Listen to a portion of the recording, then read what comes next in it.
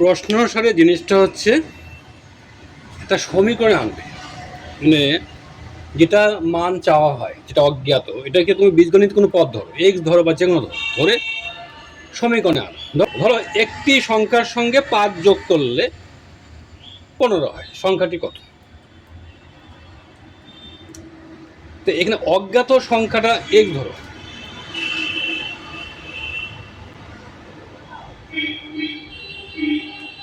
এই সংখ্যাটির সাথে 5 যোগ করলে কত হয়? নিশ্চয়ই এক্স প্লাস 5 হয়।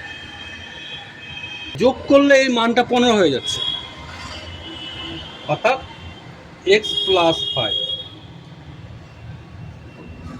এটাকে প্রশ্ন অনুসারে বলা হয়।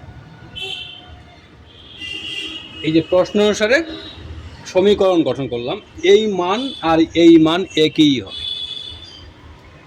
এটা সমাধান করো। একটি সংখ্যার 3 গুণ সংখ্যাটির দ্বিগুণ অপেক্ষা 10 বেশি। এই যে কথাগুলো পরিষ্কার জানতে হবে। একটি সংখ্যার 3 গুণ সংখ্যাটির দ্বিগুণ অপেক্ষা 10 বেশি, অর্থাৎ যদি সংখ্যাটা এক ধরো, এর 3 গুণ কি হচ্ছে? এটা কেমন হচ্ছে? এটা সংখ্যাটির দ্বিগুণ অপেক্ষা 10 বেশি, তার মানে সংখ্যাটি এক্স দ্বিগুণ। তাহলে এইখানে যে ছিল সংখ্যাটির 3 গুণ, দ্বিগুণ থেকে আবার 10 বেশি, তাহলে নিশ্চয়ই এই মান একই হচ্ছে। এইভাবে দুই দিকে মান একই করে সমীকরণ আনাই হচ্ছে প্রশ্ন অনুসারে গঠন। একটি বর্গক্ষেত্রের ক্ষেত্রফল 64 বর্গ সেমি। বাহু কত? বর্গক্ষেত্রের ক্ষেত্রফল যখন দেওয়া হয় 64, তাহলে তুমি ধরো বাহু এ ধরো, ক্ষেত্রফল কি হবে? এ স্কোয়ার। তাহলে 64 বলা আছে না ক্ষেত্রফল, এটাই 64। সুতরাং প্রশ্ন অনুসারে এ স্কোয়ার সমান সমান 64। ক্ষেত্রফল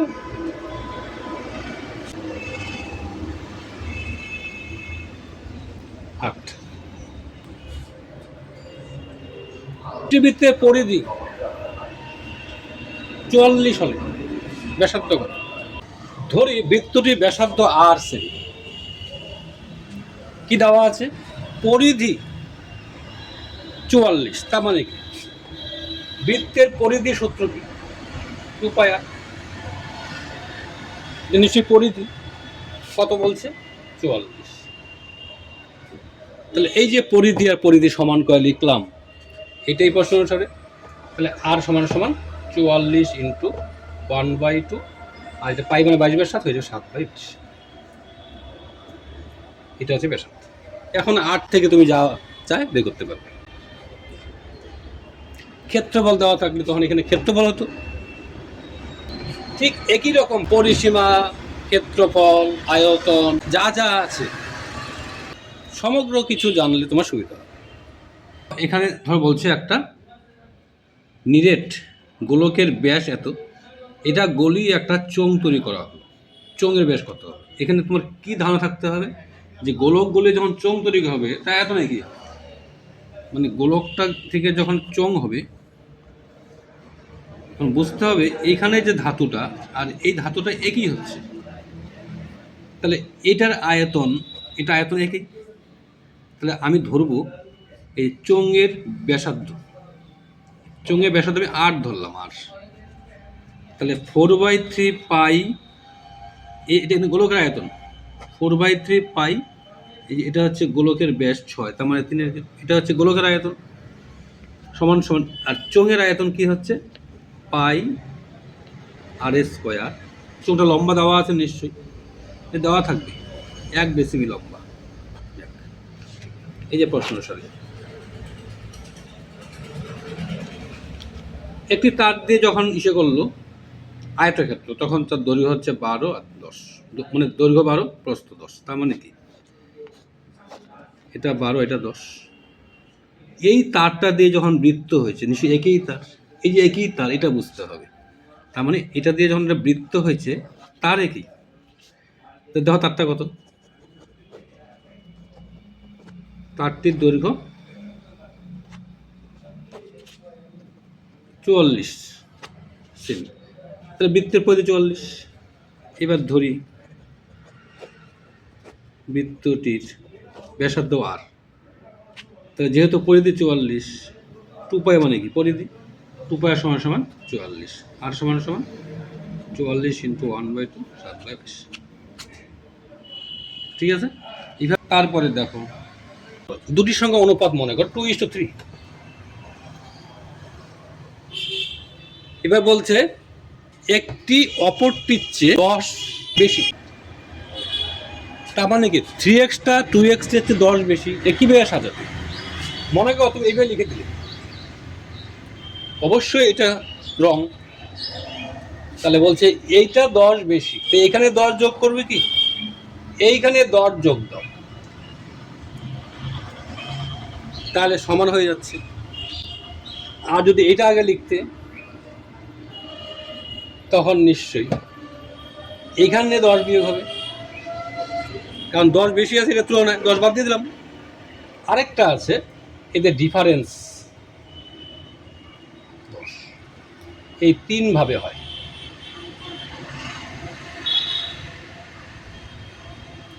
ধারণা থাকা চাই। মনে করো এটা বৃত্তাকার মাঠ, চারিদিকে রাস্তা আছে, হয়তো বলছে যে রাস্তার ক্ষেত্রফলটা দেওয়া আছে, চওড়া দেওয়া আছে মনে করো 5, আর রাস্তার ক্ষেত্রফল মনে করো দেওয়া আছে এই মনে করো 450 বর্গ ফিট। তোমাকে জানতে হবে এই রাস্তার ক্ষেত্রফলটা কিভাবে বের করে। টোটাল যে আছে, টোটাল রাস্তা সহ যে ক্ষেত্রফলটা আছে, টোটাল থেকে এটা বাদ যায়। টোটালের ব্যাসার্ধ মনে করো 8, আর এটা স্মল আর এটা ব্যাসার্ধ স্মল আর, তাহলে পাই আর স্কোয়ার মাইনাস পাই আর স্কোয়ার, এটি রাস্তার ক্ষেত্রফল হয়। বলা আছে কত, এটা মানে এখানে তুমি কি বলতো, এই যে এটা যেহেতু 5, তাহলে আমরা এখানে কি করতে পারি, এটা যদি মনে করো আরই থাকে, তখন সবটা হয়ে যাবে আর প্লাস 5, তার মানে কি পাই আর প্লাস 5 স্কোয়ার মাইনাস পাই আর স্কোয়ার, এমন হচ্ছে। ত্রিভুজের 3টি কোণের অনুপাত 2:3:4। যদি তুমি ধরো 2x 3x 4x, তাহলে এই 3টা যোগ করলে যে 180 তুমি জানতে হবে। 2x plus 3x plus 4x equal to 180, এটা প্রশ্ন হচ্ছে, জানতে হচ্ছে। এমনকি মনে করে সমকোণী ত্রিভুজ, ঠিক আছে, হয়তো বলা আছে যে অতিভুজ মনে করো 17 সেমি, আর এই দুইটা বাহুর বলছে অন্তর মনে করো 2 সেমি। তাহলে কি করে ধরি, অন্তর 2 মানে কি, একে অপরের তুলনায় 2 বেশি, বড়টা 2 বেশি, ছোটটা 2 কম। ছোটটা যদি x হয়, এটা x+2 হবে, আর এটা x ধরলে এটা হয়ে যাবে x-2। তাহলে এইখানে আমরা কি জানি, আবার লম্ব স্কয়ার প্লাস ভূমি স্কয়ার সমান সমান অতিভুজ স্কয়ার। মনে এখান থেকে করতে হবে। এভাবে যত জানবে তত সুবিধা হবে প্রশ্ন করতে। শতকরা ক্ষেত্রে ভাবো, বলছে কোন সংখ্যার 20% 80 টাকা।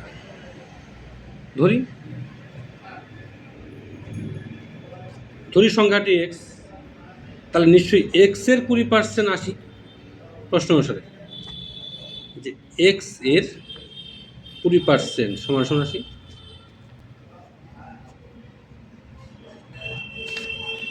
হয়ে গেল। সুদ কষায় দেখো, টাকা 5% হয় সুদের হারে, বার্ষিক সুদের হারে আর কি, কত বছরে সুদ 50 টাকা হবে। আচ্ছা ধরি সময়টা x বছর। আচ্ছা এই যে সুদ 50 টাকা, আমরা অবশ্যই এখানেও সুদ বলব, এটা সুদ হচ্ছে 50। তো সুদের সূত্র কি, আসল ইন্টু সময় হচ্ছে x বছর, কত বছর হয়ে গেল 5%, 5/100। বাস এটা সমাধান করো। এই যে সুদ, সুদ যদি থাকতো সুদাসল, তাহলে আমি এখানে সুদাসল বের করতাম। বাস এখান থেকে x বের করে দাও। যতজন লোক প্রত্যেকের তত টাকা দেওয়ায় 900 টাকা উঠলো, কতজন? ধরো লোক এক্স জন, প্রত্যেকে চাঁদা দেয় এক্স টাকা, তাহলে নিশ্চয়ই মোট কত হবে? এক্স এক্স হবে। তাহলে এই যে মোট এক্স স্কোয়ার, এখানে মোট চাঁদা 900, তাহলে কী হচ্ছে? এক্স স্কোয়ার সমান 900, তাহলে এক্স সমান √900।